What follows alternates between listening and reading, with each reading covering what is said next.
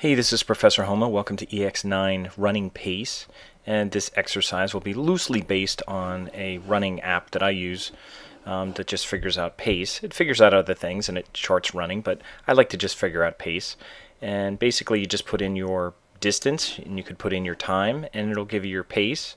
It'll figure out other things too, but we're just going to focus on our distance and our pace. Now the example that we're going to look at, here's the example that we're going to look at. It's figuring out your running pace, and you're going to enter the distance. For example, you might put in 3.1, which would be like a 5K race, and maybe it took you 25 minutes and 30 seconds to finish that race, and your pace would be 8:14 per mile. And that's pretty much the way running is kind of figured out in kind of this minutes and seconds, minutes per mile. Even though it looks simple, we basically have 1, 2, 3, 4.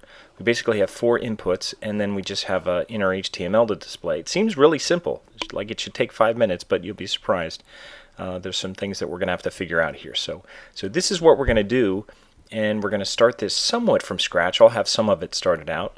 So I'm going to go into brackets, and this is the finished one. You can see that it's not that simple. There's 2 different if statements in here, and so it's not that simple.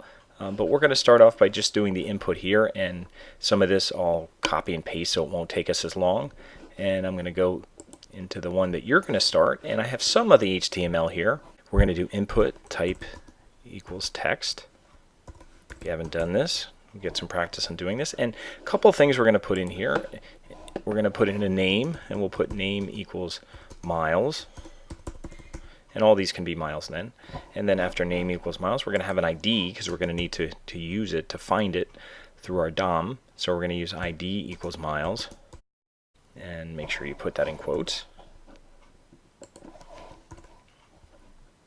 And other things we could put in here, we could put in a size to shorten it a little bit, because if we're only just putting miles, we don't need a whole lot of characters. So we can, maybe it's I'd say at the most 4 or 5 characters. We don't need the box to be that small, so we can put it at maybe like 6 or something would be a nice size to work with, even though we don't need that many characters. So we're going to put in a size. We have an ID. We have a name. We don't really need a value yet, and I think that's all we need pretty much for that kind of closing bracket in there. So that's pretty good for the first part. And this is what we have so far. We have a box there. So that's all we need to start. Let's go back and let's keep working on this. And it says 3 inputs will go here. So I'm going to copy this just to get it started so I don't have to type as much. So I'll put in input type name equals. The first one we're going to use is going to be hours. Even though we may not use this much, we're going to put in hours. And ID equals hours. And we're also going to put in something called a placeholder. This is for HTML5. It's a placeholder. And I'm just going to put in HH so that we know to put the hours in there. We know to put 2 digits. And then size, I'm just going to put a size of 3. And you can also put in a max length. And we'll put 2, so that's the amount of characters that are going to be in there. So I'll start off with that.